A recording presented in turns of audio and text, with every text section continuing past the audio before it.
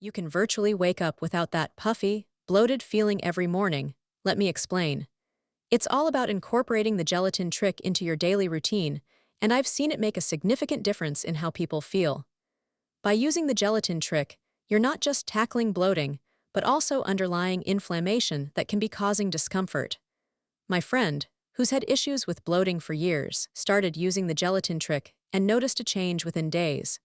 She'd mix a spoonful of gelatin into her morning drink, and by the afternoon, she'd feel more comfortable and lighter.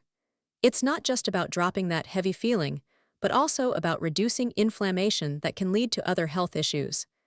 The gelatin trick is all about creating a simple, daily ritual that helps your body heal and feel better. To start using the gelatin trick and say goodbye to bloating, check out the link in the description below for a simple, easy-to-follow approach.